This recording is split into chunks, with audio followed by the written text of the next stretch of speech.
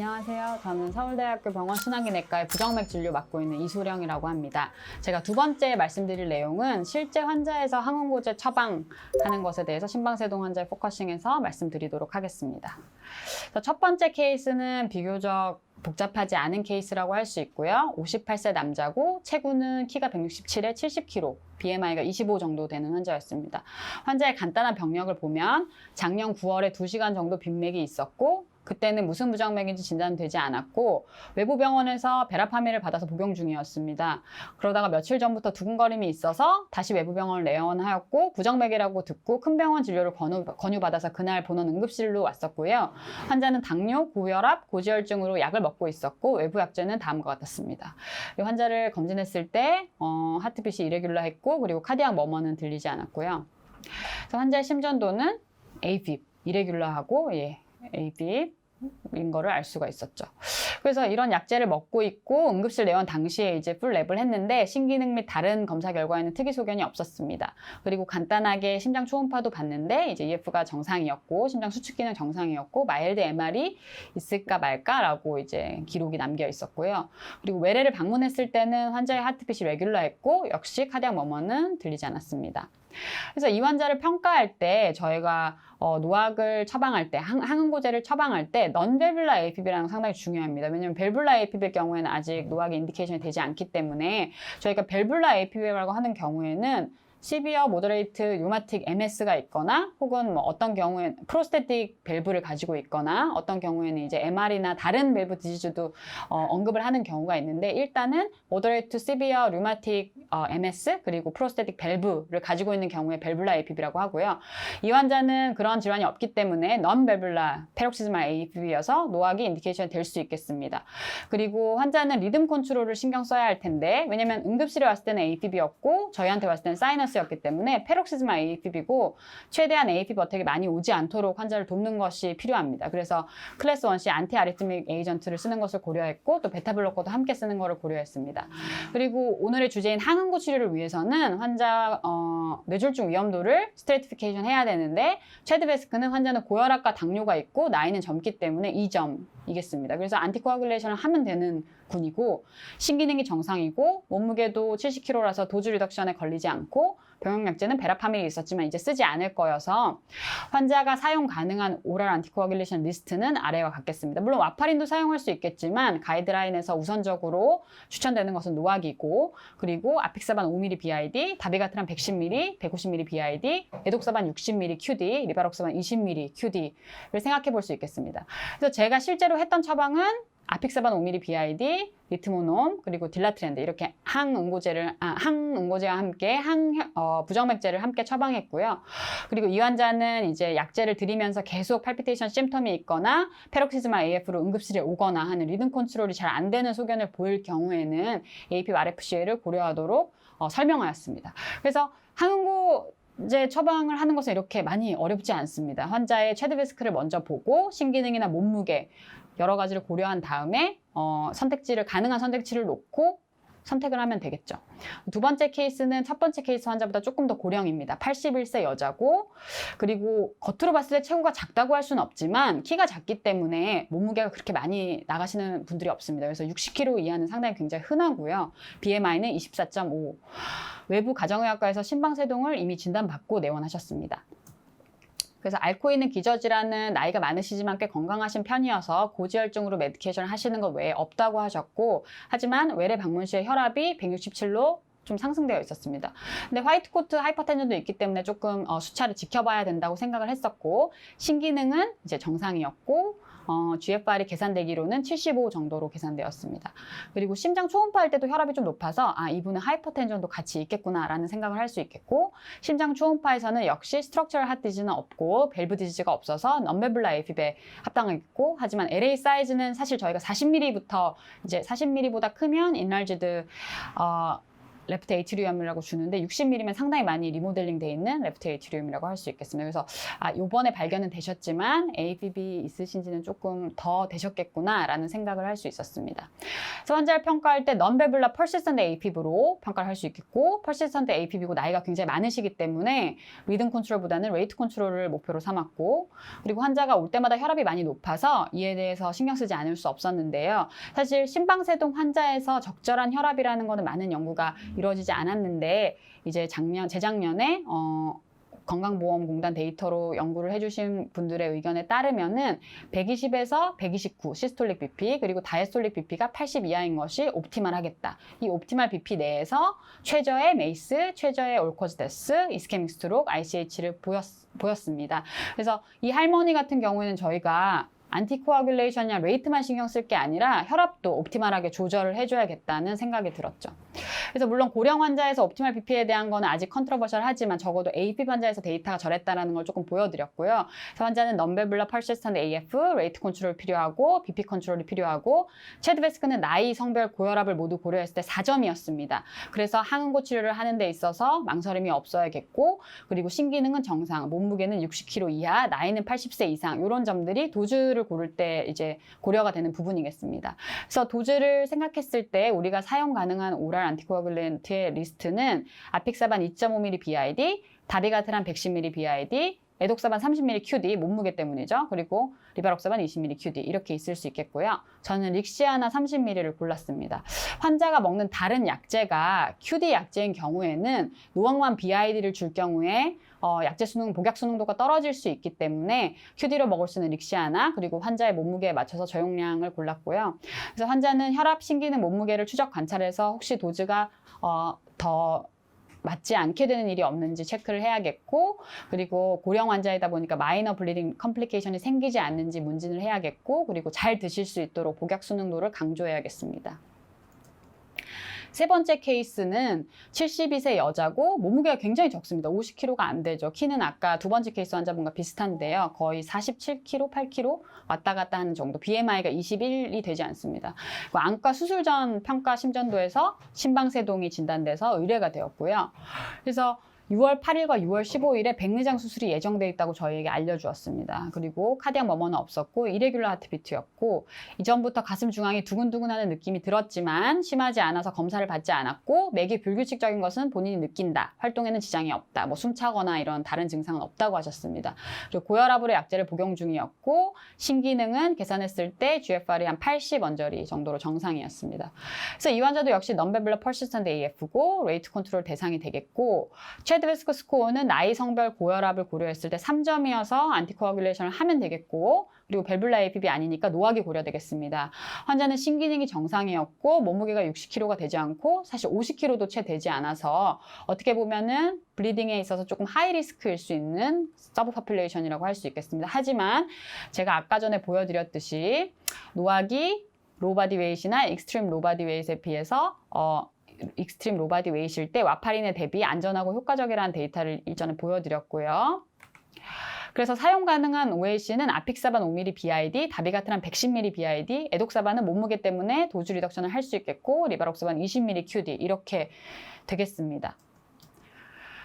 그래서 이렇게 몸무게가 적더라도 도주 리덕션 크라이테리아를 넘어서서 저희가 도주 리덕션을 해줄 필요는 없겠고 환자의 프로파일에 맞게 온레이블 처방을 하면은 그게 가장 베스트 아웃컴을 보여준다라는 연구 결과를 보여드렸었고 그래서 이 환자에서는 엘리퀴스 5ml BID 그리고 딜라트렌드, 탐바코 이렇게 처방을 하였습니다. 그래서 환자 역시 혈압, 신기능, 몸무게를 추적 관찰해서 도주를 우리가 변경해줘야 할 필요는 없는지 그리고 마이너 블리딩 이벤트가 없는지 잘 문진을 해야겠고 역시 복약 수능도도 잘 챙겨야겠습니다. 이 환자에게서 한 가지 특이한 점이 있다. 면 환자는 한 달 정도 후에 백내장 수술이 예정돼 있고 백내장 수술할 때 약을 어떻게 해야 되는지 환자에게 교육이 필요한 상황입니다. 그래서 수술 당일에 아픽사반을 중단을 설명했고 수술 시 지혈이 다 되면 다음 도주부터 재개가 가능하다라고 말씀을 드렸습니다. 사실 오늘 포커싱에서 내용을 설명드린 것은 아니지만 이런 노악을 복용하는 환자에 있어서 수술 때 약을 어떻게 해야 되느냐는 상당히 이슈고 이거에 대해서 이제 1시간 강의를 해도 부족함이 없겠지만 이 환자의 경우에는 이제 굉장히 미니멀한 블리딩 리스크가 있는 카타락트 수술이었고 이런 경우에는 노악 오프를 이렇게 저렇게 해라라고 가이드라인이 돼 있습니다. 그래서 거기에 맞추어서 환자분께 설명을 드렸습니다. 그리고 마지막 케이스 4는 굉장히 복잡합니다. 그래서 여러 가지 얘기를 드릴 수 있을 것 같은데요. 아주 간단하게 76세 여자 그리고 AF로 시작됩니다. 환자는 노멀 사이너스일 때도 있었기 때문에 어쨌든 정의상 페록시즈말 AF로 진단이 되었고요. 그리고 심장 초음파를 봤더니 EF가 36%로 저하돼 있어서 하트 페일러가 있구나. 그리고 이것저것 월모션이 있어서 이스케믹 하트 페일러일 수 있겠구나. 병력을 조금 더 자세히 봐야겠고 이제 넘벨블라의 정의에는 맞습니다. 그리고 LA가 상당히 커져 있지만 46mm 정도고 그래서 환자의 히스토리를 들여다봤더니 당뇨가 40년 됐고 고혈압도 있고 스트로크도 왔었고 그리고 MI도 왔었고 PCI도 받았고 그래서 안티플레이틀릿을 쓰고 있고 PCI를 받고 뭐 했었지만 어쨌든 하트페일러도 함께 와 있는 상태였고요. 아까 스코어링 시스템을 보여드리면서 9점이 흔할까라고 생각하실 수 있겠지만 이 환자의 경우에는 모든 걸 따져봤을 때 맥시멈 스코어인 9점입니다. 사실 9점이면 애뉴얼 스트로크 리스크가 상당히 높습니다. 근데 이런 환자들은 블리딩 리스크도 높기 때문에 약제를 처방할 때 상당히 이제 어려운 그런 환자가 되겠습니다. 그리고 전형적인 한국인 할머니답게 몸무게도 굉장히 적게 나가고요. 50kg 언저리였고 BMI가 22에서 23을 왔다 갔다 하고 그리고 코로나리 디지즈에 대해서 좀 병력을 자세히 살펴보면 2008년에 어쨌든 마지막 PCR을 받았고 그리고 BV LC가 있고 그래서 차일드 클래스는 A 그리고 환자는 키드니 펑션도 DM이 40년이나 됐고 여러 가지 요인이 있어서 이제 CKD도 함께 있었습니다. 그래서 이렇게 관상동맥 시술을 받은 지 그래도 이 환자가 2019년에 제가 봤던 환자니까 11년 정도가 지났고 그 이후에 추가로 시술 받은 적은 없고 스테이블하다라고 생각이 되는데 그런 경우에 가이드라인에서는 이 환자가 AP 환자라면은 오랄 안티코აგul레이션으로 충분하다. 그러니까 스테트 넣은 지 오래됐고 현재까지 문제가 없기 때문에 안티플레이틀릿은 쓰지 않아도 된다라고 하고 있습니다. 하지만 이 사람은 마지막 엔조를 찍었을 때 코로나를 찍었을 때 치료한 혈관 중에 작은 분지는 80% 정도 아직 병변이 남아서 조금 애매한 상태라고 할 수 있겠습니다. 그래서 말씀드렸듯이 이렇게 스텐트를 넣고 1년이 지나서 안정협심증의 범주에 들어가게 되면 사실 AP 환자의 경우에는 오랄 안티코agulation 모노테라피가 추천됩니다. 하지만 환자마다 굉장히 코로나리 아테리의 상태가 다양하고 시술을 받았을 때 복잡성이나 이런 것들이 다양하기 때문에 이 부분에 있어서 많은 고민이 이제 필요한 단계고요. 아직도. 하지만 작년 2019년 유럽 심장학회에서 발표된 바에 따르면 이렇게 스테이블 코로나리 아테리로 분류가 되는 환자들은 모노테라피, 안티플레이틀릿이 생략된 안티코아귤레이션만 줘도 안전하고 효과적으로 모든 이벤트를 예방할 수 있다라는 어파이어 스터디가 발표됐습니다. 그래서 이런 스터디 결과도 이 환자를 볼 때 참고가 되어야겠고요. 그리고 환자는 리버 펑션이 안 좋습니다. 그래서 차일드 A, LC가 있고 이런 리버 펑션이 안 좋은 것은 스롬보시스랑 블리딩을 양쪽을 다 높이기 때문에 약제 처방을 할 때 특히 항응고 치료를 할 때 굉장히 번거로운 이제 코모비디티라고 할 수 있겠습니다. 이러한 코모비디티를 가진 환자들이 사실 RCT에서 노악 RCT에서 많이 배제가 됐기 때문에 그럼 약을 어떻게 줘야 될까라는 고민이 있을 수 있고 가이드라인에서는 이제 LC 환자들에 대한 이런 레코멘데이션을 주고 있습니다. 그래서 차일드 A라면은 모든 노악이 사용 가능하다. 차일드 B라면은 리바록사반을 제외한 나머지 노악을 조심스럽게 사용해 볼 수 있고 차일드 C라면은 이제 노악은 고려되지 않겠다라는 레코멘데이션이 있고요. 어쨌든 LC라고 하더라도 AP 환자에서 안티코아귤레이션 주는 게 넷 베네핏은 퍼지티브다라는 결과가 있기 때문에 이 환자가 LC라고 해서 우리가 오랄 안티코아귤레이션을 생략할 수는 없겠습니다. 그래서 우리나라 건강보험 데이터에서 보였듯이 이런 환자에서도 역시 와파린보다는 노악이 안전하고 효과적이다라는 결과가 있어서 노악을 고려할 수 있겠고요. 네 가지 노악을 비교하고자 한 연구는 아니지만 가이드라인에서 레코멘데이션 하는 것과 같은 경향을 보이고 있습니다. 그래서 네 가지 노악 중에 환자는 차일드 A니까 네 노악을 모두 고려할 수 있는 상황이라고 할 수 있겠습니다. 그리고 환자는 신기능도 안 좋았는데요. 이 환자의 시럼 크레아티닌과 GFR을 보면은 한 요 정도에 포진하고 있습니다. 환자의 볼륨 스테이터스나 여러 가지에 따라 플럭추에이션이 있긴 하지만 그래도 크레아틴 클리어런스가 30에서 50, 그러니까 GFR이 30에서 50 정도에서 왔다 갔다 하는 정도다라는 걸 알 수가 있겠고 어떤 노악을 고려할 때 저희가 신기능에 따라서 도주를 선택하게 됩니다. 그래서 이 부분을 이 환자의 처방에 있어서 고려해야겠습니다. 그래서 이렇게 많은 조합이 있습니다. 와파린을 쓸 수도 있겠고요. 와파린을 쓴다면 타겟 INR을 어떻게 조정해 볼 수도 있겠고, 모든 노악 혹은 환자가 PCI 히스토리가 있고 또 안티플레이틀릿을 같이 사용하고 있거나 같이 사용해야 한다고 생각할 수도 있겠죠.